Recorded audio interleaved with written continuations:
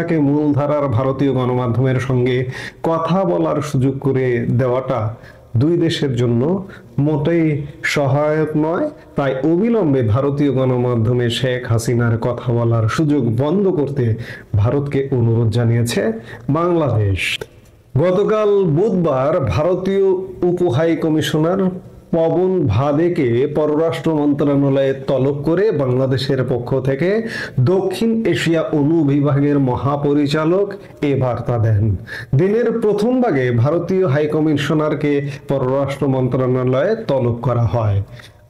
কূটনৈতিক সূত্রে জানা গেছে, ভারতীয় কূটনীতিকের কাছে ভারতের রাজধানী দিল্লিতে বসবাস করা বা নির্বাসনে থাকা বাংলাদেশের প্রধানমন্ত্রী শেখ হাসিনাকে মূলধারার ভারতীয় গণমাধ্যমে কথা বলার সুযোগ দেওয়ায় বাংলাদেশের গভীর উদ্বেগ আনুষ্ঠানিকভাবে জানানো হয়। পররাষ্ট্র মন্ত্রণালয়ের পক্ষ থেকে বলা হয়, বাংলাদেশে মানবতা বিরোধী অপরাধে বিচারের মুখোমুখি এক কুখ্যাত পলাতক আসামিকে আশ্রয় দেওয়া এবং তাকে বাংলাদেশ বিরোধী ঘৃণামূলক বক্তব্য ও সন্ত্রাসী কর্মকাণ্ডে উস্কানি দেওয়ার জন্য মঞ্চ করে দেওয়া, এই পদক্ষেপ দুই দেশের মধ্যে গঠনমূলক দ্বিপক্ষীয় সম্পর্ক গড়ে তোলার ক্ষেত্রে সহায়ক নয়।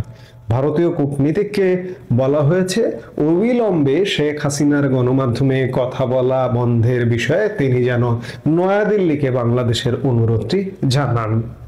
নির্বোধ, দিশেহারা ইউনূস সরকার দিশেহারা হয়ে যা খুশি তাই করছে। আপনারা খেয়াল করে দেখুন যে গতকাল দিনের প্রথমার্ধে ভারতীয় দূতকে ডেকে নিষেধাজ্ঞা দিচ্ছে, যে নিষেধ করছে যে ভারতীয় গণমাধ্যমে যেন শেখ হাসিনা কথা না বলেন, অথচ বিকেলবেলায় ইন্ডিয়া টুডে শেখ হাসিনার সাক্ষাৎকার প্রকাশ করছে। নিষেধ করে দাবিয়ে রাখা কি যায়? গত কয়েক মাস আগে থাইল্যান্ডে বিমস্টেক সম্মেলনের ফাঁকে হাতে পায়ে ধরে ইউনূস ভারতের প্রধানমন্ত্রী নরেন্দ্র মোদীর সাথে একটা সাক্ষাৎ ম্যানেজ করতে পেরেছিলেন। সেই সাক্ষাতে ইউনূস প্রধানমন্ত্রী নরেন্দ্র মোদীকে বলেছিলেন যে শেখ হাসিনা যেন গণমাধ্যমে কথা না বলেন, সোশ্যাল মিডিয়ায় কথা না বলেন। কিন্তু কি হয়েছে? কথা আরো বেড়ে গেছে। কদিন আগে বিবিসি একটা রিপোর্ট করেছে যে শেখ হাসিনাকে ভারত আনলক করে দিয়েছে। শুধু আনলক নয়, আমি ফ্র্যাঙ্কলি বলি যে ভারত রীতিমতো সহযোগিতা করছে, পৃষ্ঠপোষকতা করছে শেখ হাসিনাকে। এটা ভারত অফিসিয়ালি কখনো বলবে না, আমি আনঅফিসিয়ালি বলছি, পৃষ্ঠপোষকতা সহযোগিতা করছে। বিশ্ব গণমাধ্যমের মূল কেন্দ্রে এসে গেছেন শেখ হাসিনা। বিশ্বের প্রভাবশালী সব গণমাধ্যমে সাক্ষাৎকার তো দিচ্ছেনই, আর প্রায় প্রতিদিন ভারতীয় গণমাধ্যমে তিনি সাক্ষাৎকার দিচ্ছেন। কাজেই এইভাবে তো দাবিয়ে রাখা যাবে না। বাংলাদেশের গণমাধ্যমে শেখ হাসিনা আওয়ামী লীগের খবর প্রকাশ করতে সরাসরি বাধা দেওয়া হচ্ছে। সরাসরি গণমাধ্যমগুলোকে ফোন করে বলা হয়, কেউ যদি শেখ হাসিনা বা আওয়ামী লীগের কোনো খবর প্রকাশ করে তাহলেও সেই গণমাধ্যমের রীতিমতো খবর আছে। আইনগত খবর তো করতেই পারে। ইউনূসের মিডিয়া প্রেস উইং থেকে থ্রেট দেওয়া হয়। আরেকটা আছে মব বাহিনী। বাংলাদেশের ভূখণ্ডের মধ্যে গণমাধ্যমকে কন্ট্রোল করে রাখতে পারে হয়তো সাময়িক সময়ের জন্য, কিন্তু গণমাধ্যম, বাংলাদেশের গণমাধ্যম যে কোনো সময় ফুঁসে উঠবে। ফুঁসে ওঠার জন্য কিন্তু রেডি হয়ে আছে। গণমাধ্যমের কোনো দোষ নেই। গণমাধ্যম আয়নার মতো ঝকঝকে দেখা যায়। আমার গণমাধ্যমকে কন্ট্রোল করে রাখা হয়েছে। কাজেই বাংলাদেশের গণমাধ্যমকে কন্ট্রোল করে রাখলেও ভারতীয় গণমাধ্যম, আন্তর্জাতিক গণমাধ্যমকে কন্ট্রোল করে রাখা যে সম্ভব নয়, এই জিনিসটি যে বা যারা না বোঝে তারা আসলে নির্বোধ, তারা আসলে দিশেহারা।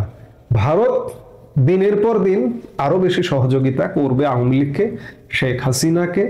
কারণ ভারত অন্তত পক্ষে এইটা বুঝে গেছে যে ভারত যদি মনেও করতো 5 আগস্ট পরবর্তী সময়ে যে আওয়ামী লীগ সরকারের পতন হয়ে গেছে, ঠিক আছে, আমরা একটা টার্ম অন্তত পক্ষে অন্য কারো সঙ্গে কাজ করব, কিন্তু ভারত এই 16 মাসে এটি অন্তত পক্ষে উপলব্ধি করেছে যে অন্য কে আছে। জামাত একটা পাকিস্তানি, কট্টর পাকিস্তানি রাজনৈতিক দল, এনসিপি তাদেরই শিশু দল, বিএনপি বিএনপির 2001-06 সালের ভারতের সেভেন সিস্টার্সকে অস্থির করবার যে প্রচেষ্টা, সেটি সম্পর্কে ভারত ভালোভাবে অবগত। আবার গত 16 মাসের কর্মকাণ্ডে বিএনপির কর্মকাণ্ড ভারত দেখছে। বিএনপিকে সুযোগও দিয়েছিল, আমি এই কথাগুলো অনেকবার বলেছি, স্পেস দিয়েছিল। 5 আগস্ট সরকার পতনের পর সাথে সাথে ভারতীয় হাই কমিশনার প্রণয় ভার্মা বিএনপি মহাসচিব মির্জা ফখরুল ইসলাম আলমগীরের সাথে সেপ্টেম্বর মাসে সাক্ষাৎ করেছিলেন। কিন্তু মির্জা ফখরুল ইসলাম আলমগীররা কিংবা বিএনপি এই অপরচুনিটিটাকে, সুযোগটাকে কাজে লাগাননি। কাজে যদি লাগাতেন, ওইটাকে যদি পিক করে নিতে পারতেন, আওয়ামী লীগকে অনেকদিন বাইরে রাখা সম্ভব ছিল, কমপক্ষে একটা টার্ম বাইরে রাখা সম্ভব ছিল। কিন্তু এই মুহূর্তে আর কোনো অপশন নেই। আওয়ামী লীগকে প্রমোট করতে হবে, শেখ হাসিনাকে প্রমোট করতে হবে, এবং বাংলাদেশের জনগণও তৈরি হয়ে গেছে। ভারত এটি বুঝছে যে বাংলাদেশের জনগণ, ভারতের কাছে এই রিপোর্টটা আছে, বাংলাদেশের জনগণ এখন আবার আওয়ামী লীগকে চাইছে। কাজেই ভারত বারবার একটা জিনিসে জোর দিচ্ছে যে অবাধ, নিরপেক্ষ এবং সুষ্ঠু একটা নির্বাচন হতে হবে বাংলাদেশে, এবং ইনক্লুসিভ নির্বাচন হতে হবে। এবং ইনক্লুসিভ নির্বাচন হলে স্বাভাবিকভাবে আওয়ামী লীগ অংশগ্রহণ করবে। এবং ভারত এই কথাটা বলছে যে যেই বিজয়ী হোক না কেন, তার সাথে সরকার কাজ করবে, ভারত সরকার কাজ করবে। নির্বাচনটা গ্রহণযোগ্য হতে হবে, অবাধ হতে হবে। নির্বাচনটা যদি অবাধ, নিরপেক্ষ এবং গ্রহণযোগ্য এবং অন্তর্ভুক্তিমূলক নির্বাচন হয়, স্বাভাবিকভাবে আওয়ামী লীগের যে ভূমিধস বিজয় লক্ষ্য করা যাচ্ছে, এটি কিন্তু ভারতও বুঝছে। এই বোঝা থেকেই শেখ হাসিনাকে আনলক করে দিয়েছে। বিশ্ব গণমাধ্যমে শেখ হাসিনা প্রতিনিয়ত কথা বলছেন, ভারতীয় গণমাধ্যমে তো প্রতিদিন কথা বলছেন। গতকালকে ইন্ডিয়া টুডের সাক্ষাৎকারে শেখ হাসিনা আগামী নির্বাচনে অংশগ্রহণ, তার দেশে ফেরা ইত্যাদি বিভিন্ন বিষয়ে খুব দৃঢ় অবস্থান ব্যক্ত করেছেন।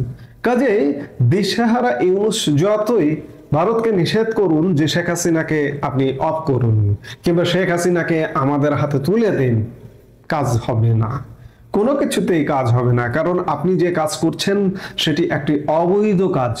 অবৈধ আন্তর্জাতিক অপরাধ ট্রাইব্যুনাল, যেটিকে ক্যাঙ্গারু কোর্ট বলা হচ্ছে, সেই ক্যাঙ্গারু কোর্টের মাধ্যমে একটা অবৈধ বিচার।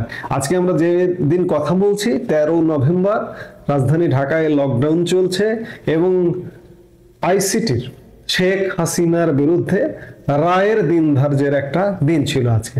ইতিমধ্যে দিন ধার্য হয়ে গেছে। আজকে 13 নভেম্বর, আগামী 17 নভেম্বর শেখ হাসিনা, আসাদুজ্জামান খান কামাল, সাবেক স্বরাষ্ট্রমন্ত্রী, সাবেক আইজিপি আব্দুল্লাহ আল মামুন, তাদের বিরুদ্ধে রায় ঘোষণা হবে।